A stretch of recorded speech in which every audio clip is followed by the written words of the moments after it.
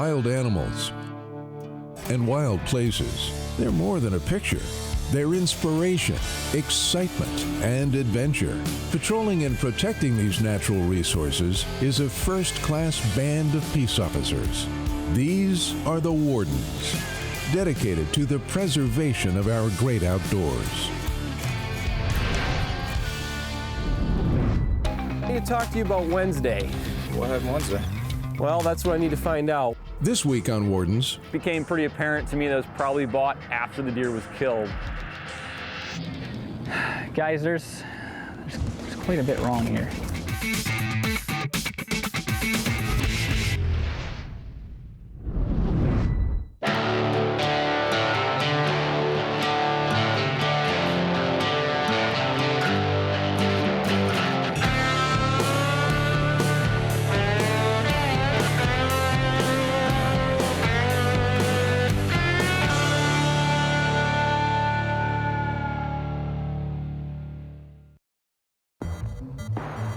Go ahead. We got a pretty good spot near the corner of Calcut, Kearney Road. 3 food plots with pumpkins, quite a bit of bait.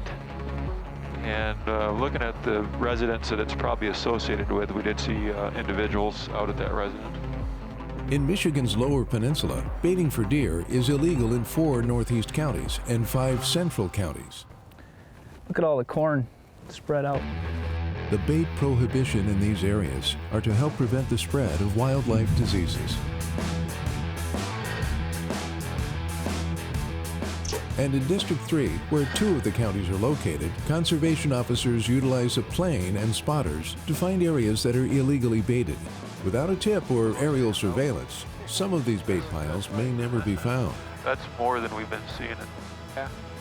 Okay, we're coming up to a baited area that the plane seen. They spotted it earlier. They said they want to walk us into it because there was people outside of the residence when they were flying around watching them.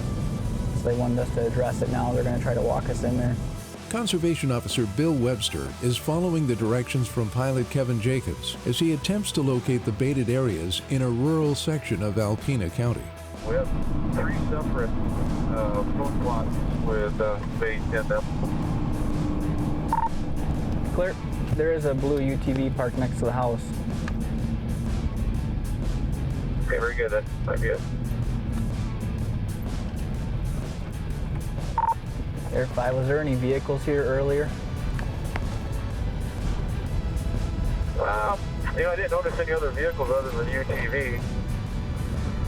What I'll say is it's probably a different property, but I have another pickup truck back towards one of the bait sites, but I think it's across the fence, it's on the neighbor side. All right, I see a pickup truck down to the west there. Is that going to be pretty close to one of the bait sites? Affirmative, straight north of him, but on your side of the fence is one of them. Hello, sir. And then there's 2 more. Hey, we had the plane flying over and they located some bait out on the property, it sounds like. You got some bait out for the deer? 250 miles to the south in Michigan's District 8. Officer Webster's brother Shane is also working the opening week of the firearm deer season. During deer season, I like to stop at our local processors. I like to work alongside them. Part of it going in there early in the firearm deer season kind of gives me a quick glance as to how the season's going thus far. But part of it is I'm also going to look at tags. Processors are required to keep records, but they don't necessarily look at every detail on a tag that comes in on a deer. Got another problem? I think it'll be easily handled, though. While checking tags at a local processor, CO Webster notices one deer was dropped off just 30 minutes after the tag was purchased. This deer was way to the back, so I knew it came in early that morning. And then I saw that it had been bought earlier that morning. Kind of became pretty apparent to me that it was probably bought after the deer was killed. Obviously, you're required to have your license when you go hunting, not afterwards. This is a common violation, and Webster goes to get the story from the license holder.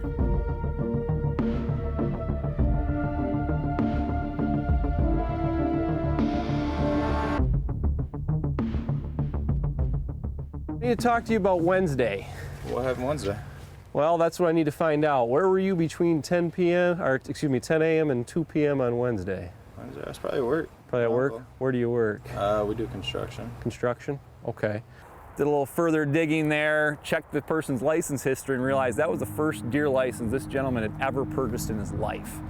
He had never done any hunting, any fishing of any sort before that, so we knew it was going to be a good interview. All right, well, the deal is you dropped a deer off on Wednesday, right? When did you shoot that? Tuesday? Tuesday? Okay. Yeah. Why? Okay, well, I think you're clicking in your head what happened, so why do you think I'm here? All right. I didn't shoot the deer. You didn't Never shoot the hunted, deer? No. Okay, who shot the deer? It's my uncle. Your uncle? All right. Why is your tag on the deer? Because he asked me to get it. Okay.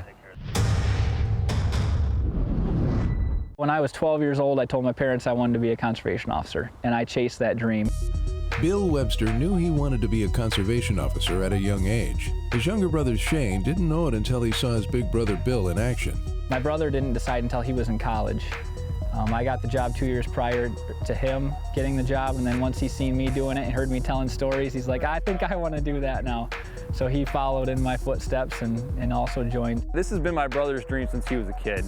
And partly when I started to get interested in law enforcement, I didn't want to kind of step on his toes. So we talked a lot about it. I knew I wanted something I'd be proud of, and honestly, having seen him go into law enforcement, I knew I was proud of him, and I thought it was something I could do as well. We talked at length about it, and he encouraged me. The brothers have had contact with the same people despite patrolling areas more than 4 hours apart. One time I was up in Alpena County and had stopped at a gas station. This guy came up to me and wanted to talk to me about this case that obviously my brother had handled, and he kept swearing up and down that I was the officer that had been there, and I was like, no, hey, it wasn't me. So we get that. We look a little bit alike. He's a couple years older than I am, but we do look a lot alike, so people get confused sometimes. It's funny because we've actually checked the same people before, and he checked them in Jackson, I've checked them up here in Alpena.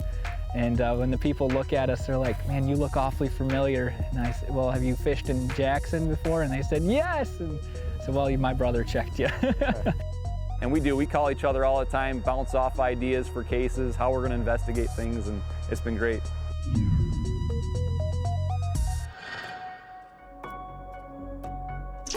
Back in District 3. Are the deer hanging? No, there's one hanging the buck. One of the bucks? Yeah. Did you get any does? No, No not does? yet. C.O. Webster and Jonathan Skilba head into a barn to check out some deer that may have been taken over bait. Right here. That's this one. Oh, yeah. Whose was this? That one was got on a farm permit. Okay. Crop damage? Yeah. Okay. You see that one? That must have been earlier in the year, eh? Yeah. It's been stinking. And then this was the spike, Yeah. and then this is the 5. Yeah. That's Okay. the one they got last night. Hello. This is my brother. Oh, you were at the church. Yes, I was. Doing the talk? Yeah. Yep. That was me. You shot a heck of a buck on a crop damage permit, eh? Yeah. What month was he shot in? October. No, it wasn't crop damage. Disease control. Oh, it was DCP? Disease control. Yeah. Well, some people just, you know, They forget? Lump them in. they don't know the difference. Okay. You know, like, I know Right. you do. Yep. And they don't pay to turn the head in because that was into September. On a DCP tag. Huh? Did you send in the DCP tag and stuff? Yeah. Okay. I got sent in for it. The state of Michigan offers disease control permits under certain circumstances, but hunters cannot keep the antlers. The entire head must be turned in for testing. On the DCP tags, you have to turn in everything. Well, we didn't turn Everything. the heads in because nobody's at the office. That's Well, that's what the box is for. Yeah, but they say put them in the box. I've heard you put them in the box that time of year. They pick them up. Shows up and picks them up. They make a run. The whole point of the DCP is to Yeah. test for disease, right? Right. Yeah. And that's how they test for the getting the disease. permit. And that's what they test. is the head. You know? Do you still have your permits? No. Do you have any of them left? The tags went to, Who did the processing? who did the processing. Yeah. Okay. And then what about the tag that was supposed to be sent to Lansing? It got sent in. It got sent in? Yeah. Okay, but the one with the head, There's only two. right? The one So the one with the body, you left the one with the body? Yeah. Okay. All right. Well, let's grab your tag. Do we have your ex-brother-in-law? I think it's ex-brother-in-law's tag, right? Yeah. I don't know if you left it or not. Okay. We'll need to see that too, or get a hold of them, get them back out here with it. With 2 untagged deer and the DCP issue, Officer Webster notifies pilot Kevin Jacobs, and they will be investigating this site for a while. We're going to be here for a bit. If you want to go ahead and start working toward Mount Morenci and just start marking the rest, we'll be all set here. Okay, copy that. I think we're going to land at Hillman just for 15 minutes or so, stretch our legs, and then we'll call you when we're back in service. Clear? And then he goes to check on the bait that was spotted from the plane.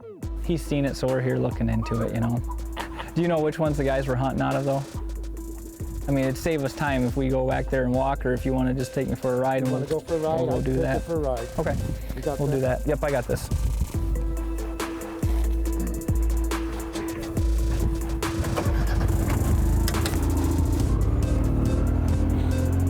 Just be quicker than walking everything. Don't worry about the field of pumpkin, but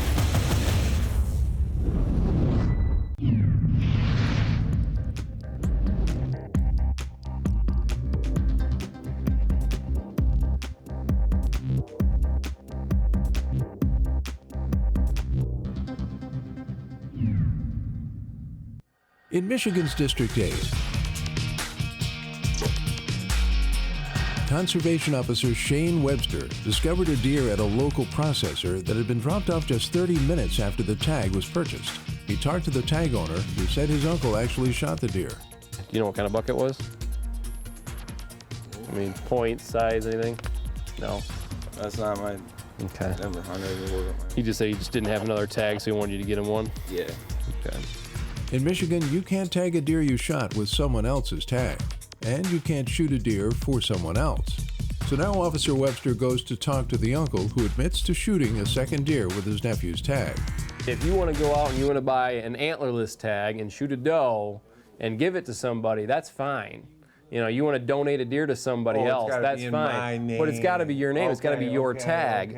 Because the problem we have right now is that you shot 2 bucks, all right? When you shoot 2 bucks in Michigan, one of those 2 bucks has got to meet an antler point requirement, at least 4 on one side. 4 on one side, right. So you've got a 6 and a 4, so we've got a problem with that because one hunter, you know, we got to look at you as an individual. Oh, I know. So if we allowed everyone to do it that way, obviously the whole system would crash, essentially. Okay. You know, everybody would be doing it. We'd have young bucks dying everywhere. We'd have anything left. Yeah.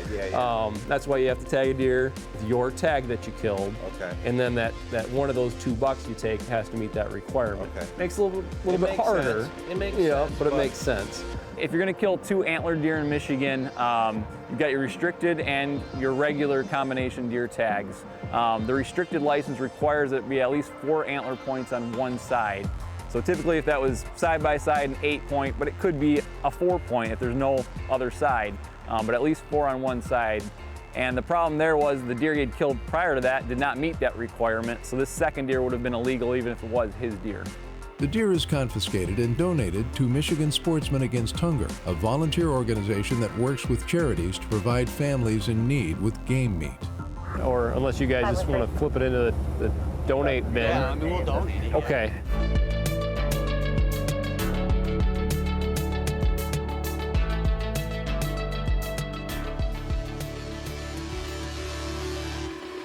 it's all about channeling precious resources that we have into making a better community.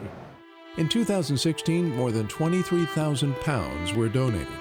That benefited 36 separate organizations that created over 113,000 hot meals for people in dire need in the community. And we serve about 1,000 families a month, especially during the holiday season and peak hunting season. Really, we might even get more than that. Bridget Brown is a director for Gleaners Community Food Bank of southeastern Michigan. She says the partnership with Sportsmen Against Hunger has many benefits. Protein is the most expensive product that we can get our hands on, and so having venison is huge because of that fact alone. Fresh venison is probably the hottest item. When we do get it in, it goes instantly. So it's pretty cool to get in here and see all the families really appreciate it, and we try to teach them how to cook it if they don't know how, because that's not always a common thing for people to get their hands on necessarily if they're not hunters themselves. Deer can be donated at licensed facilities, and all processing costs are free. But it's a really good thing to do for the community. It helps feed a lot of people that could use the meat. When we take it and tell them that we're going to be donating that to a family that can utilize it, need it, or the soup kitchen, it kind of takes that sting away from that initial ticket, and they go, okay, well, as long as it's going to be given to somebody that can use it, I'm okay with that. That's a big, big response that we get.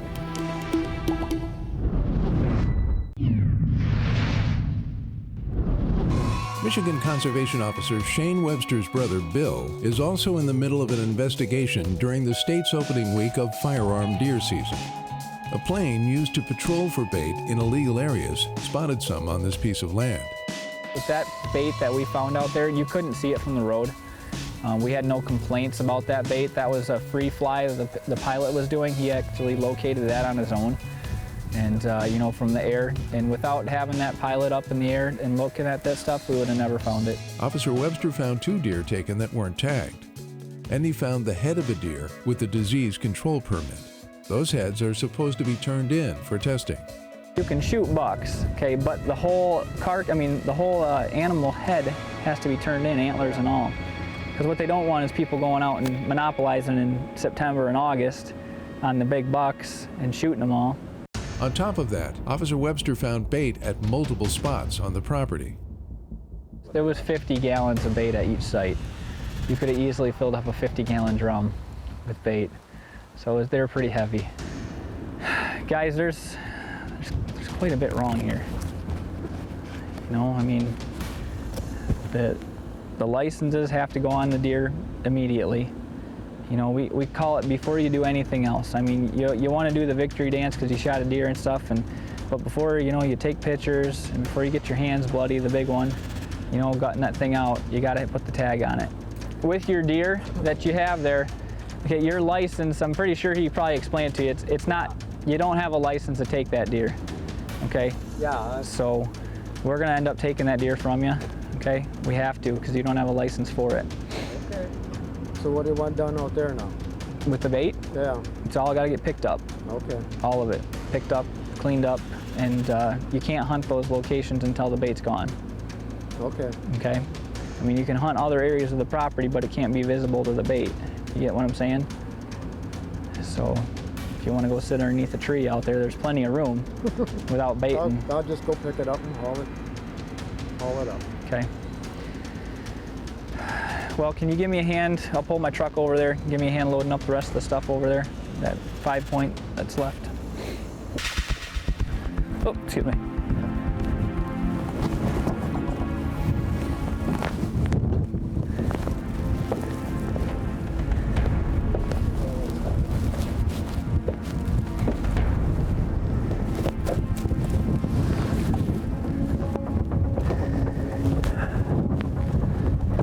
After loading up the confiscated deer, Officers Webster and Skilba discuss how to handle this situation. They both put out bait. They put the whole bait on the property. You know, and then they got that DCP deer, that big 10-point that they should have turned in the head on, which they didn't because it's a big buck. And then you got the APR violation, so.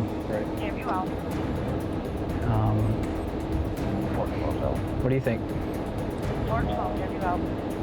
I can write for the APR violation and place bait.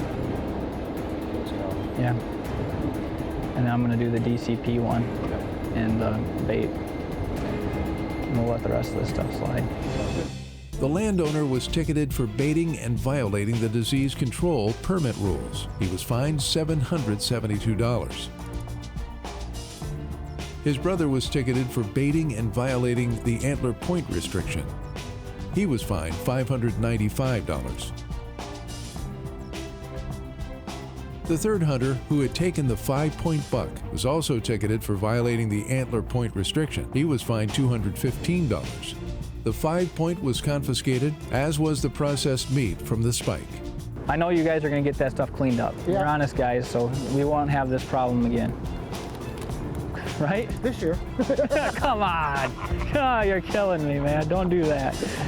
Let's not do this again.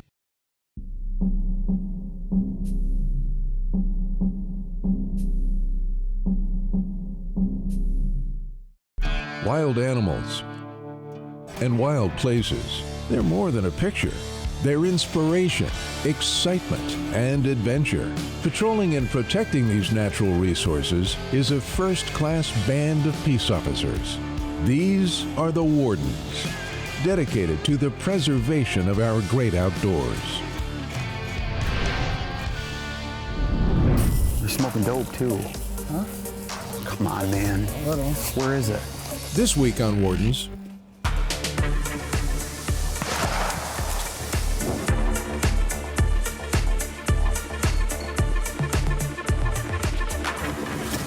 Conservation officer.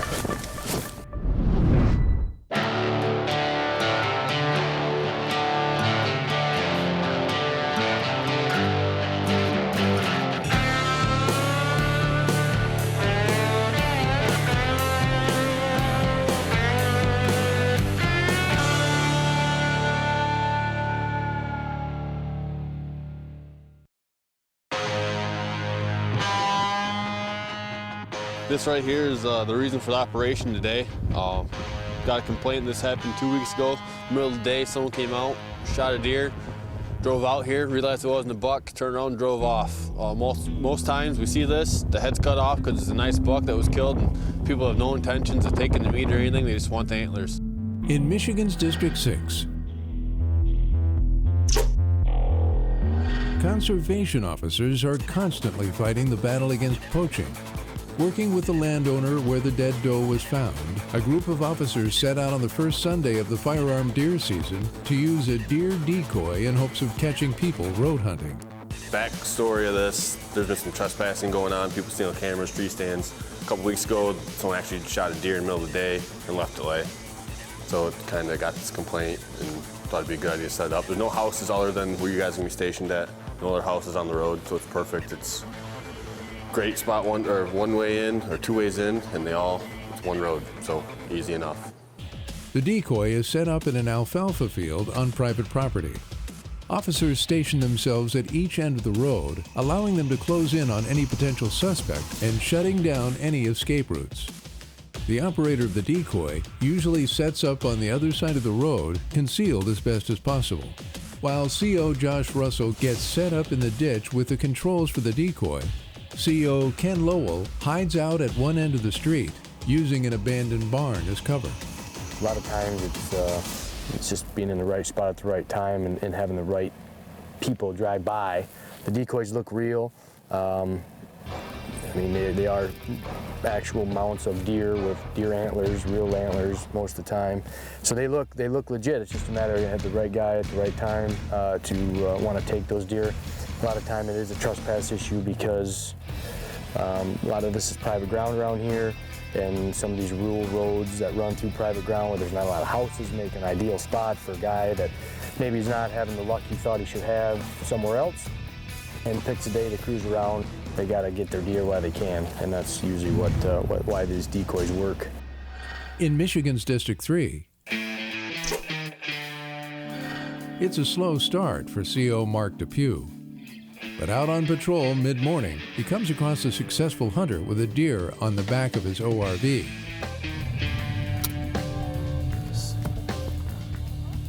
Just wait there. Just wait there.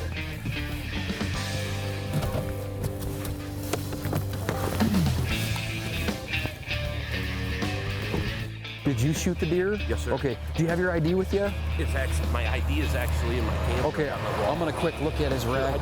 You got him this morning? Yeah. Okay, good for you. You know you gotta have a helmet? Yes, sir. Okay. I do know that. All right. You don't have your ID though? It's right here next to it. Okay. All right, I'll just write down the information. Anybody else getting them around here? A few. Nothing real heavy or big yet, but.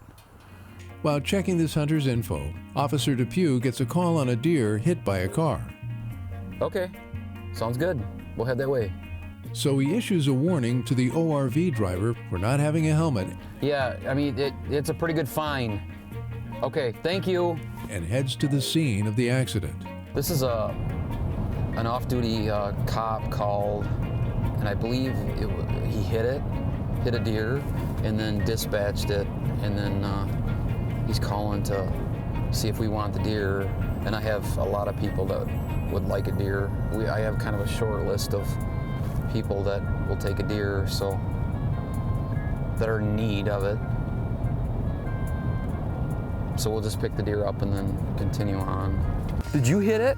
No, I didn't. How you been? Good. No, I was going to go take my wife and mom to lunch. And, yeah.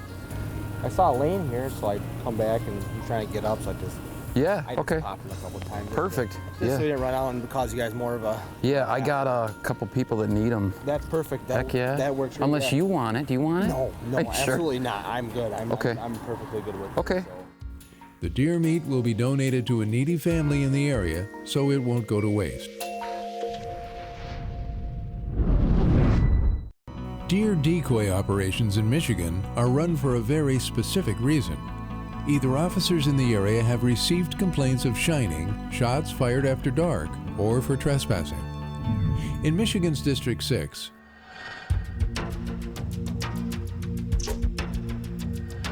officers are getting a mechanical decoy set up. There have been reports of poaching in the area, and a dead doe was left on this private property earlier in the season. Plus, the area they have chosen to use the decoy is pretty isolated. Any potential road hunters will probably feel like no one is watching them. If there's no houses, people can't see you, can't hear you, they think they're safe. CO Josh Russell takes up his position in the brush as he is the decoy operator. And now we wait. And CO Ken Lowell finds a hiding spot at the end of the road. If we pull out too far, we're going to give ourselves away to anybody cruising down the road, and we don't want to be visible. It doesn't take long before someone drives down the deserted road, stops, and gets out of their vehicle. Sounds like we got a vehicle rolling down. We'll see if they drive through.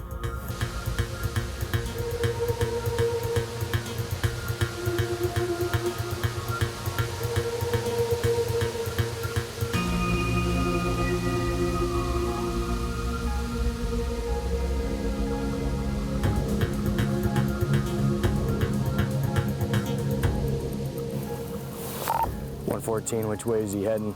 And do you want to blow the decoy if he didn't shoot? He didn't shoot, but he stepped out of the vehicle, blasted it, and then drove down the road. Okay, we'll try to intercept.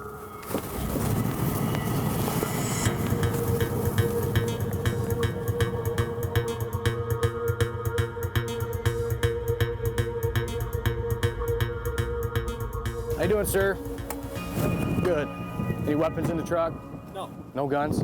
No. Okay, any open beers? Yeah. You have an open beer? Okay. We're just out looking for guys. We've had some road hunting issues out in this area. Obviously, that's probably not going to be you, but you do have open beer. We're running an operation down here. This is a known area for road hunting, and you cruise through here. Did you get out of your vehicle just a little bit ago? I had to go to the bathroom, yeah. Okay, so you can't urinate on a public road, right? That's illegal. So we're gonna check it out. As long as you don't have any wants and warrants, we're probably not gonna haul you in today, but we are gonna deal with the beer. Can't have an open beer. The beer can stay in your container there, in your box, but as far as anything else goes, you have to, okay? All right, just hang out for us? All right. The driver of this truck didn't have a weapon. He said he was just out looking for deer, but he did pick a bad spot to stop and relieve himself. Officer Lowell writes him a ticket for having an open beer in the truck, which is a misdemeanor. After that, it was back to his hiding spot to wait. In District 3,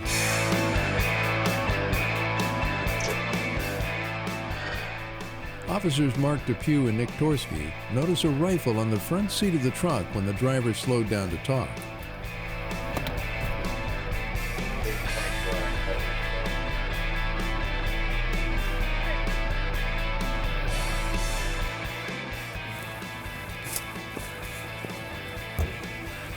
Good. You have your ID with you and stuff? Yeah. Let me get it out here.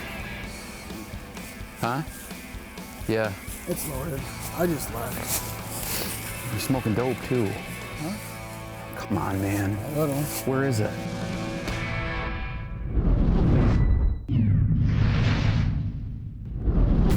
The firearm deer season in Michigan lasts 16 days and is one of the most heavily patrolled times of the year for conservation officers. In District 3,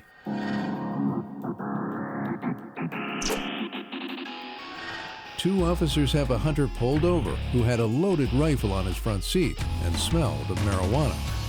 Come on, man. A little. Where is it? Yeah, a little bit right here. That's it. Is that what you've been smoking? Yeah. Just now? Oh, yeah.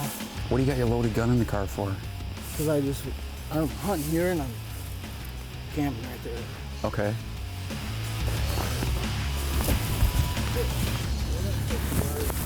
This is yours too? Yeah.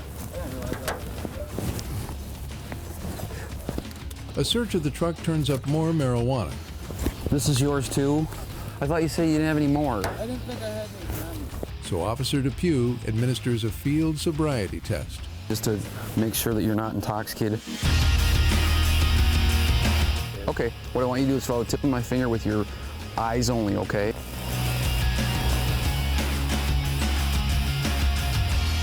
You can pick up whichever leg you want, I don't care. I'm stiff, I've been sitting all morning. I am too, I've been sitting all morning too. What I want you to do is put your legs together like I am right now. Put your hands down by your side, and I want you to hold a leg of your own choosing, whichever leg you want, it doesn't matter to me, 4 to 6 inches off the ground, and hold it there for 15 seconds. While doing that, I want you to count 1001, 1002, 1003, up to 15. Do you understand? Okay, whenever you're ready.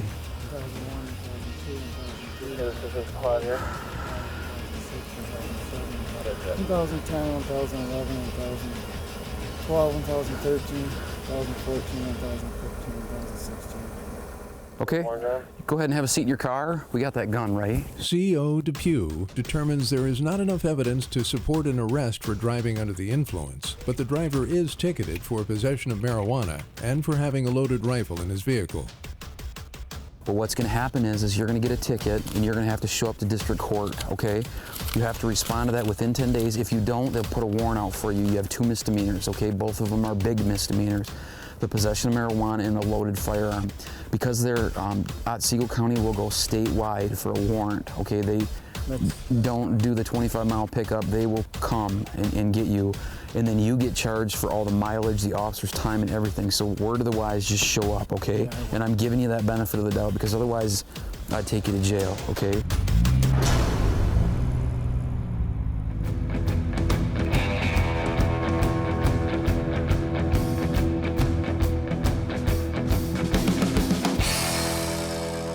Getting tips from the public is an important part of a CO's job. We are in the report out poaching hotline or RAP room. And for nearly 40 years, the state of Michigan has had their report all poaching or RAP hotline.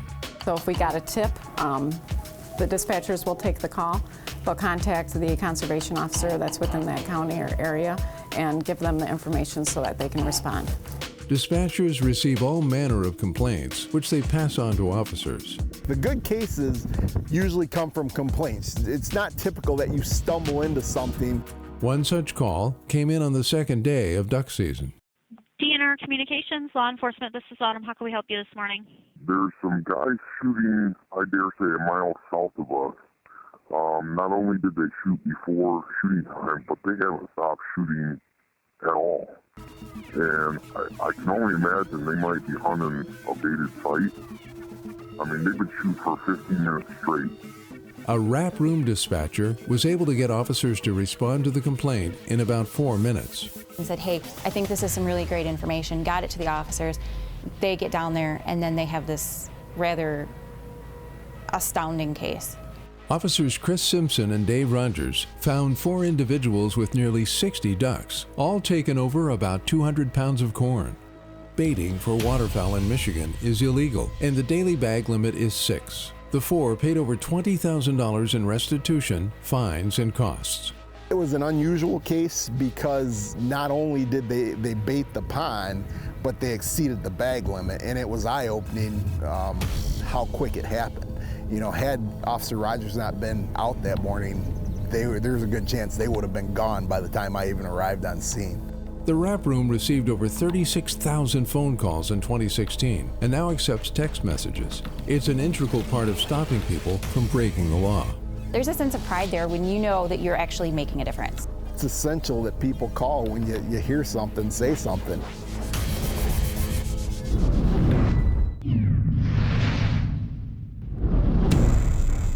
In Michigan's District 6, officers have a deer decoy set up on private property.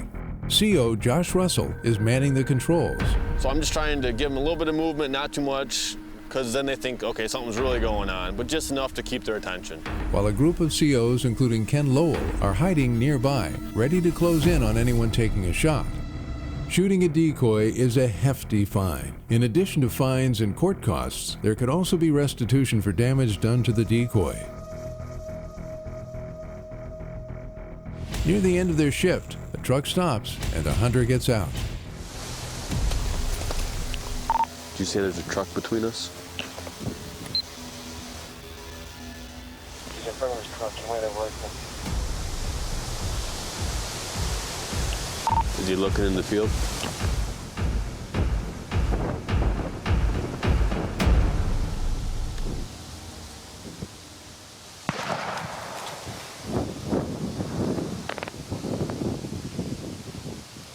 Do you want me to approach him? Yeah, stop him if you can. Do you shoot at the buck? I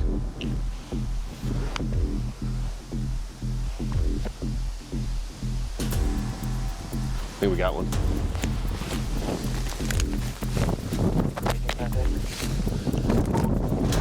Go ahead.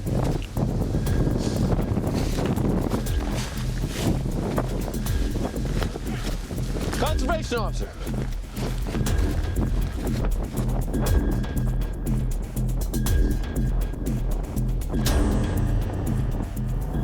Sounds like they had a vehicle pull up. A guy got out of the vehicle. Sounds like he did shoot the decoy or at the decoy, but he wasn't in his vehicle. But depending on who it is, likely does not have permission to hunt there, so we're gonna go see what we got. Stay in the vehicle, stay in the vehicle. Yes, you did. What's going on, fellas? We were hunting that property over here. You're hunting what property? This property? Yeah. Okay. This is property. Okay, and then saw the deer and shot at it? Yes. Yes? Okay, where's the gun? Head down that way. Over here. Right over there? I was out of the vehicle. Okay. Okay, well, where's the rifle at?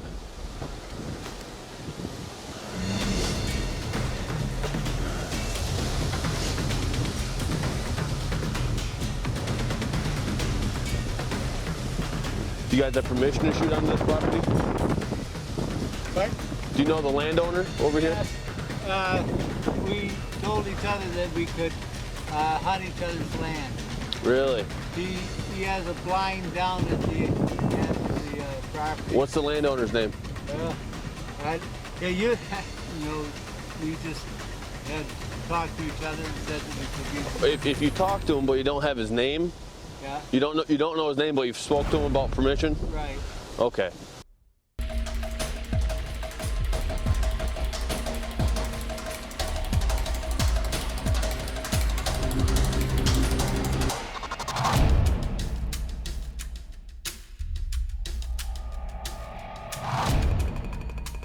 The hunter says he has permission from the landowner, but after Officer Russell calls the landowner to verify, the hunter says he has not spoken to the landowner.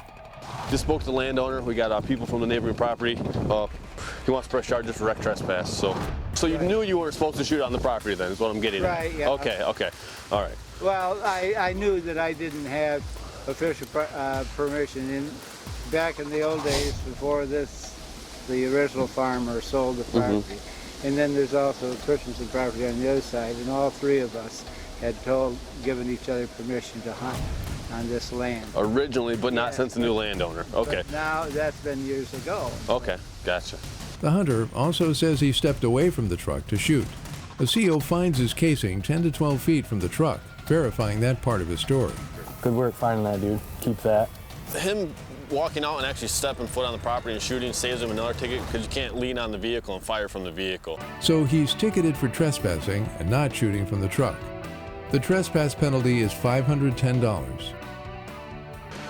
All right, I'm gonna go take a look at the decoy, make sure it's not, yeah, I'm gonna grab, yeah. We did not find any kind of hit on the deer. I think that bump was there. I don't think they hit it.